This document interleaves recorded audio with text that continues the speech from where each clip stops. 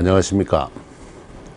오늘은 1950년대 한국 정치에 대해서 함께 생각해 보도록 하겠습니다. 제가 쓴 대한민국 역사 책의 214쪽에서 241쪽 민주주의의 학습이라는 그 대목에 해당하겠습니다. 먼저 이 시청자 여러분의 흥미를 돋구기 위해서 퀴즈를 하나 내겠습니다. 이 화면에 보시는 대로 1987년 60항쟁 사건이 치열하게 전개되었습니다. 그 사건을 통해서 한국인들은 오랜 정치적 염원인 대통령 국민 직선제를 회복하였습니다. 다 잘 아시는 이야기죠. 그런데 그 국민 직선제 정치 제도를 한국 정치사에서 맨 처음 도입한 사람은 누구입니까? 이런 퀴즈입니다. 대답은 초대 대통령 이승만입니다. 이승만 초대 대통령이 이 1948년에 처음으로 대통령 취임 선서를 하는 사진이 지금 제시되어 있습니다. 제가 이 질문을 이 강의실에서 제 강의를 듣는 젊은 학생들에게 이야기를 했을 때 거의 대부분은 알지 못하고 있었습니다. 한국 정치사에 대해서 몸으로 잘 알고 있는 나이 많으신 분들은 대답할 수 있는 문제겠습니다만은 젊은 30, 40대, 20대 젊은이들은 이 대답을 거의 알지 못하고 있습니다. 오늘날 한국 민주주의를 상징하는 제도가 바로 대통령 국민직선제입니다. 1987년에 60항쟁이라는 치열한 정치적 투쟁을 겪으면서 치러내면서 당시 전두환 정부로부터 이 정치 제도를 쟁취해낸 것이죠. 오늘 한국의 민주화 세력 또는 그 야당 민주당은 이 60항쟁에 대해서 높이 평가하고 있습니다. 이 민주당의 당 강령을 보면은 우리는 4.19 혁명, 부마 항쟁, 광주 민주화 운동, 60항쟁의 민주주의 정신을 계승한다 그랬습니다. 그 60항쟁의 민주주의 정신은 다름 아니라 국민 직선제라는 정치 제도의 정치와 그것의 실천 라고 할 수 있습니다. 그런데 이 정치는 1952년 7월 달에 이른바 부산 정치파동이라는 엄청난 정치적 변혁을 겪으면서 다시 말해서 이승만 초대 대통령이 국회 세력을 억압을 하면서 나중에 설명드리겠습니다만 무리하게 강압적으로 만들어낸 제도입니다. 이 부산 정치파동을 겪으면서 대통령 국민 직선제를 만들어내면서 이승만 대통령은 독재자라는 규정을 받기 시작했습니다. 그가 독재자이기를 감수하면서 만들어낸 이 제도가 시간이 흘러서 35년 뒤에는 한국의 민주주의를 상징하는 제도로 채택이 되고 지금까지 정착되어 왔습니다. 이것이 바로 역사의 우회성, 역사의 복잡성입니다. 그 사건 속에 휘말려 있는 인간들을 알 수 없는 역사의 지혜이기도 하죠.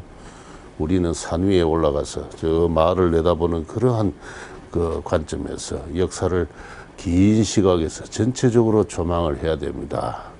그 사건, 50년대 그러한 격렬한 정치적 변혁을 동반했던 그 사건은 바로 정부 형태와 정치 체제를 어떻게 두고 설정해 갈 것인가를 두고 당시 사람들이 벌였던 정치적 투쟁 과정이었습니다. 나라 만들기 정치의 첫 단계에 있어서 정부 형태를 어떻게 잡을 것인가를 두고 당시의 한국의 정치 세력은 격렬하게 충돌했다. 그런 시각에서야 다시 말해서 단순하게 민주냐 독재냐 하는 이런 상투적인 시각을 벗어나서 그런 그 나라 만들기의 정치라는 큰 틀에서 50년대 정치를 새롭게 바라보자 하는 것이 제가 전달하고 싶은 핵심적인 메시지입니다.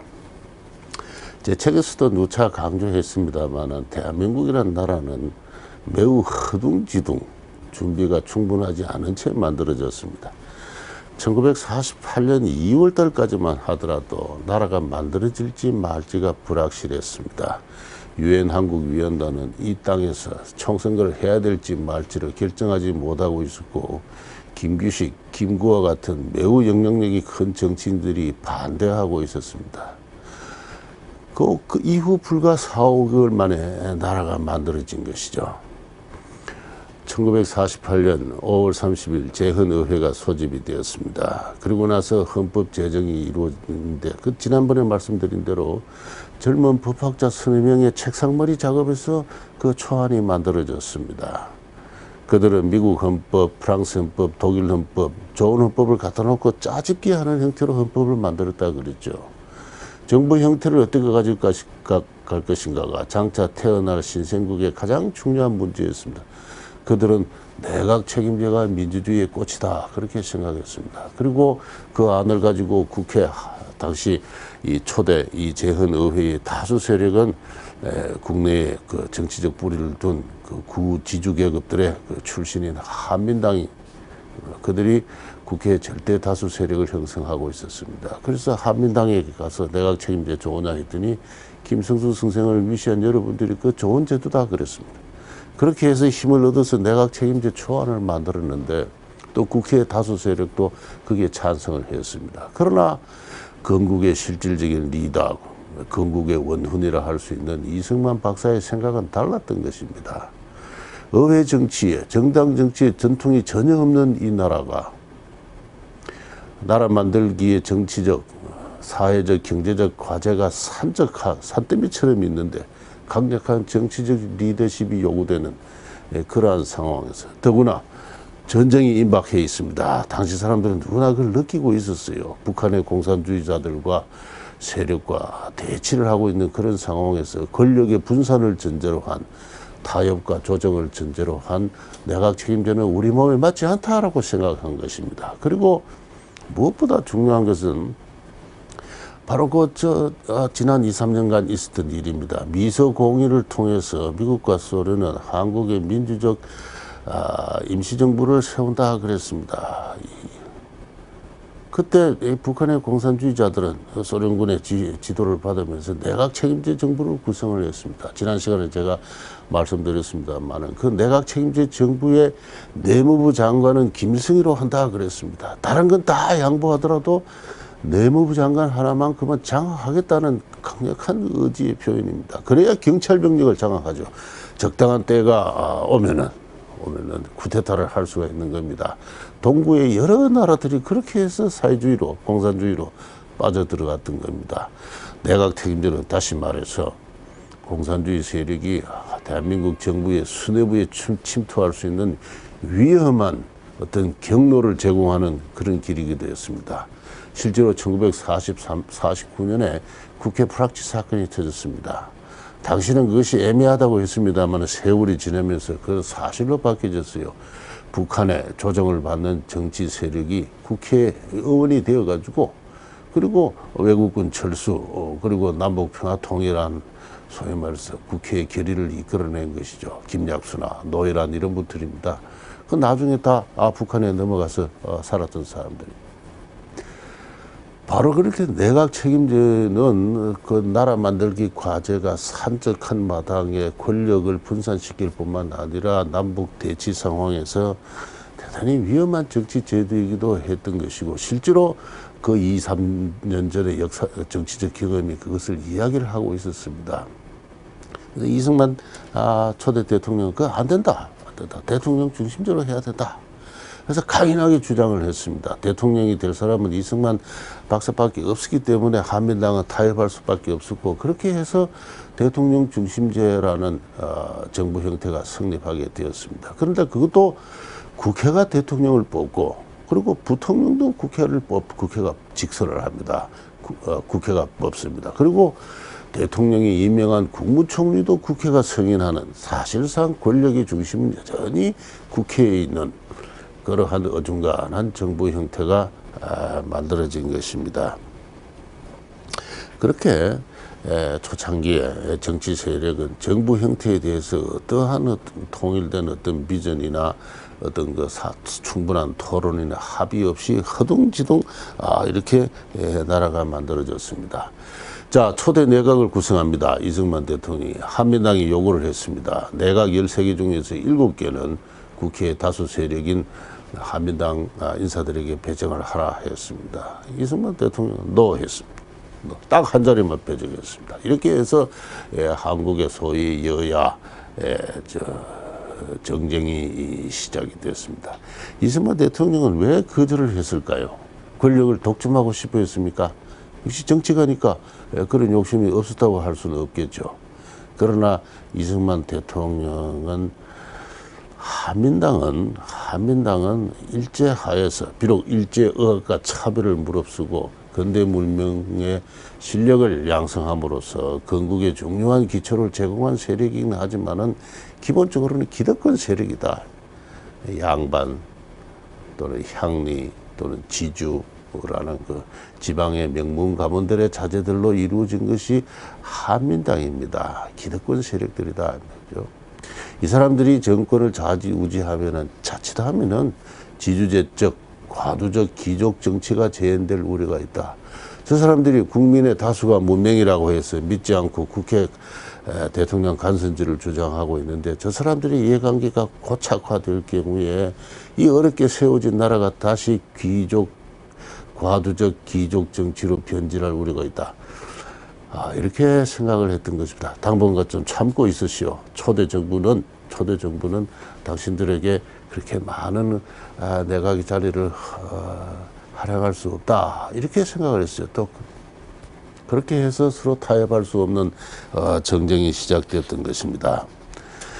야당은 1950년 1월 달에 내각 책임제안을 제출했습니다. 내각 책임제 개헌안을 국회에 제출했습니다. 다시 말해서 노골적으로 이승만 정부 자체를 부정하는 어떤 그런 그 정쟁의 횃불을 올린 것은 야당이 먼저였습니다. 국회 다수가 3분의 2가 찬성을 해야 개헌이 되는데 3분의 1을 넘는 세력입니다. 그러니까 이승만을 지지하는 여러 대한청년의 단체들이 이제 데모를 벌였습니다. 국회를 둘러싸고 시위를 하고 매국노 들으라고 협박을 하고 그랬습니다. 이렇게 해서 폭력을 동반한 한국 정쟁이 50년대 비극적인 정치사가 시작이 된 겁니다. 국회의원 다수는 이승만 세력에 기가 눌려가지고 그 개헌안에 기권을 했습니다. 찬성이 70%고 반대가 30%고 나머지는 전부 기권이었습니다. 이렇게 해서 그 제1차 개헌안 파동은 겨우 마무리가 되었습니다. 그러고 나서 한국전쟁이 6.25 전쟁이 터졌죠. 한 1년간 정도 정쟁은 다시 조용할 수밖에 없었습니다. 임시수도가 부산으로 옮겨졌습니다. 근데 1951년 1월 달에 그 비극적인 거창양민 학살 사건이 발생을 합니다. 이를 계기로 이시영 부통령이 사임을 하죠. 사직을 합니다. 여러 사람이 만류를 하는데 부통령은 그렇게 정치적으로 행동할 자리가 아니다라고 그렇게 만류를 했음에도 불구하고 대통령과 한마디 상의 없이 사직을 합니다. 국회는 할 수 없이 헌법에 따라서 제2대 부통령을 뽑는데 한민당의 당수 김성수 선생을 선출합니다. 국회는 압도적으로 이 사건에서도 볼 수 있듯이 한민당에 의해서 장악되어 있었습니다. 51년 여름쯤 되면 대통령 임기가 1년이 남았습니다. 이승만 대통령은 대통령 국민직선제 개헌을 하겠다는 결심을 굳히게 됩니다. 그의 그 정치 고문인 로버트 올리브 박사가 쓴 책에 보면은 51년 여름 이승만 대통령은 결심을 하게 됩니다. 그는 결심을 하면은 상대방을 설득을 하고 되지 않을 때는 수단을 동원해서 관철하는 그런 강인한 정치가 있습니다. 그런 식으로 평생을 살아왔고 독립운동을 해왔고 그리고 해방 이후에 공산주의들과 투쟁을 한 사람이지요. 그렇게 해서 자유당을 결성을 합니다. 그리고 그해 연말에 대통령 직선제 개헌안을 국회에 제출합니다. 52년 1월 달에 국회는 압도적인 다수로 그걸 부결시킵니다. 무려 17대 19대 143으로. 그리고 대통령 임기가 겨우 이제 6, 7개월 남았습니다. 그 야당은 다시 내각 책임제 개헌안을 다시 제출합니다. 3분의 2가 넘는 123명의 숫자로서 내각 책임제 개헌안을 제출했고 그대로 통과되어 갑니다. 정상적인 정치라면 국회가 그런 행동을 할 때 대통령은 물러서야죠. 물러서야 됩니다. 그러나 이승만 대통령은 그렇게 생각하지 않았습니다. 이 나라가 나라 만들기 초창기에서 내가 해야 될 일이 있다. 이 나라 민주주의 발전을 위해서 국민들에게 대통령을 직접 선출할 수 있는 권리를 부여해야 되겠다. 그의 정치적 소신이었습니다. 그 지금 위기적 상황에서 그는 장택상이라는 사람을 국무총리로 영입하고 그의 팝을 그의 영향력가 있는 한 20명의 정치인들을 이렇게 내각 책임제 개헌안에서 이렇게 돌려놓습니다. 그렇게 해서 그 위기를 모면합니다. 그렇게 해서 그러고 나서 다시 그해 5월달에 내각 책임제 개헌안을 대통령 직선제 개헌안을 국회에다 제출을 하죠. 그리고 나서는 부산 일원에 계엄을 선포를 하고 야당의 항의 집회를 물리적으로 탄압을 합니다. 부통령 김성수가 또 항의해서 또 부통령직을 사직을 합니다. 그러면서 그 사직서를 읽어보면은 내각 책임제가 민주주의의 아름다운 제도다라는 김성수 선생 나름의 또 확신이 거기 있어요. 서로 생각이 다른 겁니다. 타협할 수 없는 어떤 그 상이한 생각이 또 물리적 충돌로 이렇게 치닫는 국면을 보게 됩니다. 그 이런 한국 정치를 바라보고 있던 미국이 당시 전쟁이 벌어지고 있었습니다. 아, 이승만은 독재자로 변신하고 있다. 이렇게 생각했습니다. 이승만을 제거를 한다. 체포를 한다. 그래서 한국군에게 육군 정보국에 이야기해서 구체적으로 그 체포 계획까지 다 만들었습니다. 그 에발레디 플랜이라 그러죠. 언제든지 시행할 수 있는 에발레디 계획을 만들어 놓고 당시 동경에 그 메가더 사령관이 교체가 되면서 갔습니다. 그러면서 미국으로 가는 비행기 도중에서 보좌관한테 그랬다고 그럽니다. 그 늙은이는 조만간 교체될 거야 그랬습니다. 이렇게 에발레디 계획이 만들어지고 그리고 이승만을 구금한 다음에 미군정을 다시 실시하겠다. 대한민국을 무효화하고 미군정을 다시 실시하겠다는 것입니다. 이런 위기적 상황에서 국무총리 장택상 씨가 야당을 설득을 했습니다. 야, 미국이 저러고 있는데 이승만보다 미군정보다도 이승만은 낫지 않느냐. 이렇게 해서 설득을 해서 발췌 개헌안이라는 걸 만들어요. 대통령 중심제에다가 내각 책임제를 섞어가지고 국회가 국무원을 불신임할 수 있는 결의를 어길권을 이렇게 부여하는 그러한 내각 책임제안을 어중간한 형태로 만들어집니다.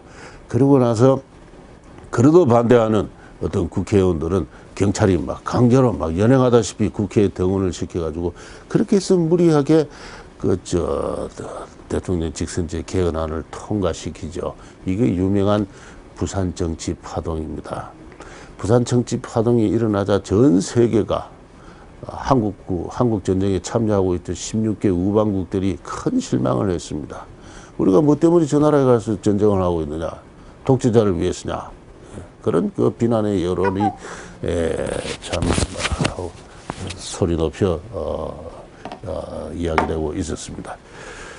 그래서 그 이승만 대통령하고 당시 이런 그 세계 여론을 전달하는 그 서독의 어느 신문이 인터뷰를 했습니다. 거기를 보면은 이승만 대통령이었습니다. 지난 4년간 우리는 국민의 90%가 이상 참석하는 자유선거를 실시해 왔습니다. 토지 개혁을 했습니다. 학교를 지었습니다. 그리고 이번에 개정된 헌법에 따라서 투표의 결과를 보십시오. 압도적 다수의 국민이 찬성하고 있지 않습니까? 그래서 부산 정치 파동 이후에 사실상 헌법상 대통령 임기가 만료된 이후 8월 달에 대통령 선거가 있었을 때 이승만 대통령의 지지는 무려 한 530만 표. 근데 야당 한민당의 후보 이시영 그 후보는 겨우 70만 표. 국민의 절대 다수는 이승만 대통령의 대통령 직선제 개헌안에 찬성을 결과적으로 했던 것입니다. 그래서 이승만 대통령은 그걸 소개하면서 국민의 다수가 절대 다수가 찬성하고 있지 않습니까? 이 제도의 기초에서 한국의 민주주의는 앞으로 굳건하게 발전할 것입니다. 확신에 찬 이야기를 하고 있습니다. 너무 한국 민주주의에 대해서 많은 걱정을 하지 마십시오. 우리는 잘 해나가고 있습니다. 라고. 다시 말해서 그는 정부 형태를 어떻게 잡을 것인가, 정치 체제를 어떻게 설정할 것인가에 대해서 그 나라 만들기에 가장 중요한 가치와 관련해서 민주주의 육성적으로, 민주주의 고양적으로 그러한 방향으로 자기가 할 일이 있었다고 믿었고, 그것에 반대하는 야당 세력을 헌정의 실정법적인 틀을 초월하면서까지 그걸 관철하고자 했던 하나의 혁명가였습니다. 혁명가였습니다. 그런 관점에서 그 시대를 우리가 좀 이해를 해야 된다. 그렇다고 해서 이후에도 정부 형태가 안정되지 않았어요. 야당은 결코 대통령 중심제를 인정하지 않았습니다.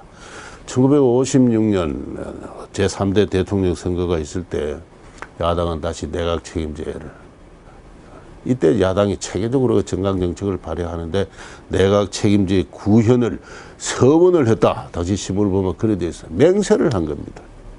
1960년 제4대 대통령 선거에서도 내각 책임제가 야당의 가장 중요한 어떤 그 정치 공약으로 내걸렸습니다. 이렇게 해서 어렵사리 정착한 대통령 중심제도 실질적으로 정치적 동의를 받고 있지 못하는 가운데 지속적인 정쟁의 대상이 되고 있었고, 이 지속적인 이 정쟁을 또한 푹 정폭시킨 것이 정부 형태에 있어서 부통령제라는 어떤 모순된 정치 구조였습니다. 이 부통령제 역시 유진호 씨가 만든 겁니다.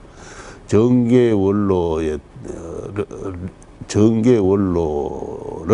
그의 공적에 상하는 대우를 하기 위해서 부통령제를 만든다 그랬습니다.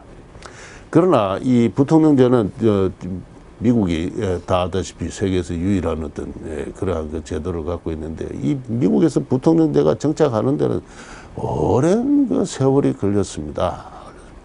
이 초대 미국의 부통령인 존 아담스는 미국의 가장 걸출한 정치가였습니다.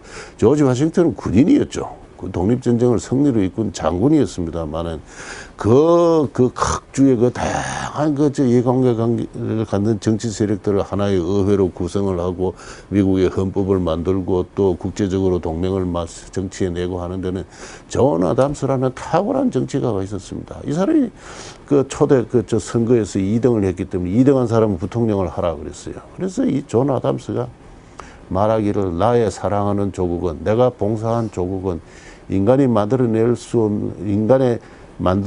있는 최악의 나쁜 제도를 나에게 강요했다. 그렇습니다. 부통령제라는 그런 겁니다. 부통령이라는 것은 한마디로 말해서 대통령 유고 시에 그 권한을 대행하는 아무런 실권이 없는 그런 사람입니다. 그런데 우리나라 초대 헌법을 읽어보면은 부통령은 대통령 유고 시에 그 권한을 대행한다 해놓고 쭉 밑으로 조금만 더 내려가면은 대통령과 부통령 유고 시에는 국회가 즉시 이를 선출해야 된다 그랬습니다. 그럼 뭐 때문에 부통령을 듭니까? 그래서 유진호 씨는 그냥 정계 원로를 대우해서 전국을 안정시킨다. 뭐 그런 이상한 취지를 가지고 미국의 제도를 도입시켜 놨던 겁니다. 그리고 그 부통령 국회 선출제가 발췌 개헌한 부산 정치 파동을 거치는 과정에서 부통령 직선제로 바뀌었습니다. 뭐 경황이 없었던 것이죠. 그렇게 해서 국민이 대통령도 선출하고 또 아무 권한도 없는, 정상적으로 이야기하면 런닝메이트로 나와서 적합할 그런 사람에 대해서 또 국민이 부통령을 직선하는 이런 제도가 생겨난 겁니다. 이 제도가 모순을 폭발시키는 것이 1956년이에요. 1956년 제3대 대통령 선거에서 야당의 대통령 후보 신익희 씨가 갑자기 병사했습니다. 사망을 했습니다. 그래서 당연히 뭐 이승만 대통령이 다시 당선되는 것은 불문가지의 사실이고, 모든 초점은 부통령 선거에 집중되었습니다. 당시 대통령의 나이는 이미 81세입니다. 그래서 당시 자유당이나 이승만 대통령이 물었습니다. 대통령 후보도 없는 정당이 부통령 선거는 왜 끝까지 치르느냐? 당연히 나올 수 있는 질문이죠. 그때 야당이 그렇게 이야기를 했습니다. 임명의 인간 수명의 공산으로 볼 때, 공산이라는 건 요새 말로 하면 좀 확률로 해당하겠습니다.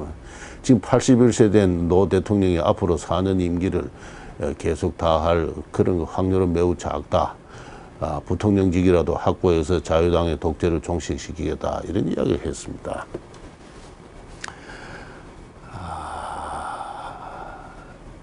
1950년대 정치는 그랬습니다.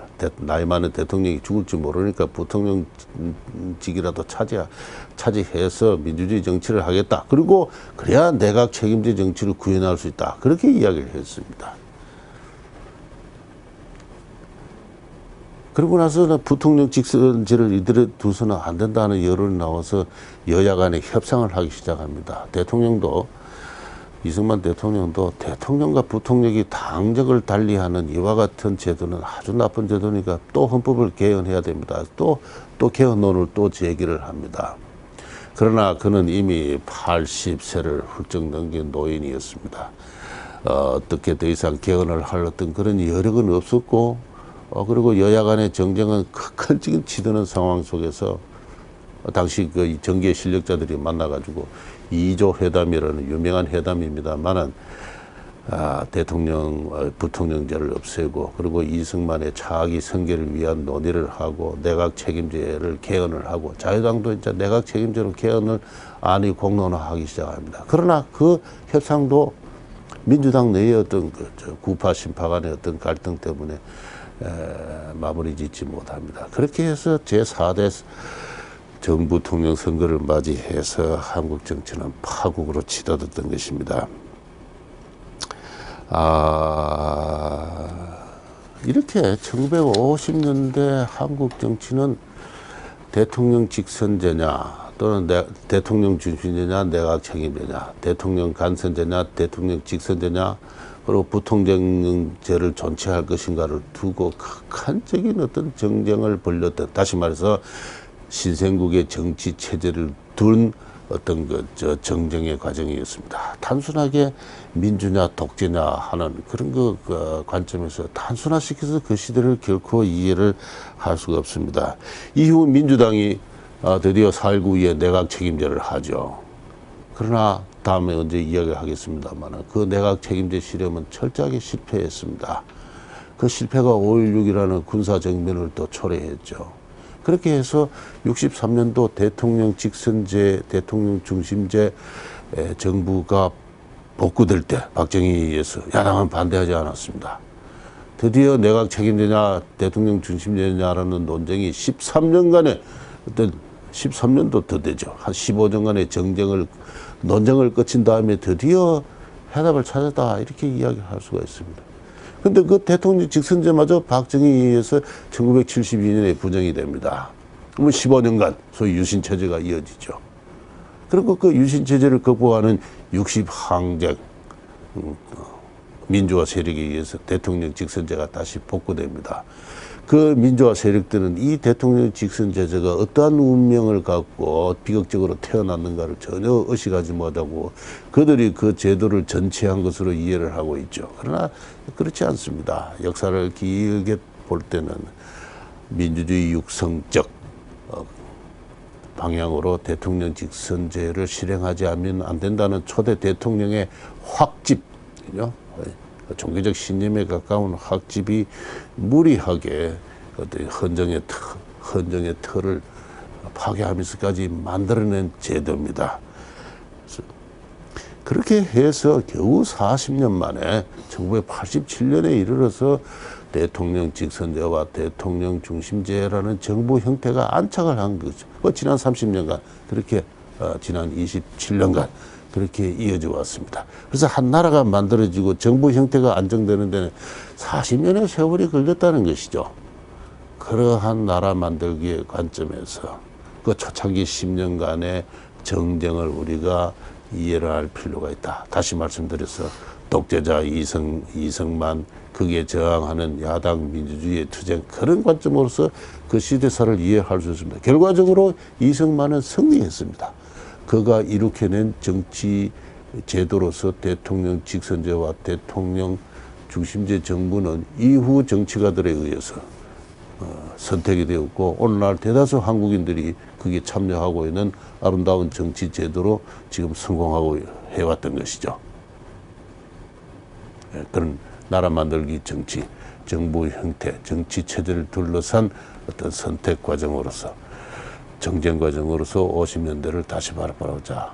이것이 제가 오늘 말씀드린 내용의 핵심적 메시지가 되겠습니다. 감사합니다.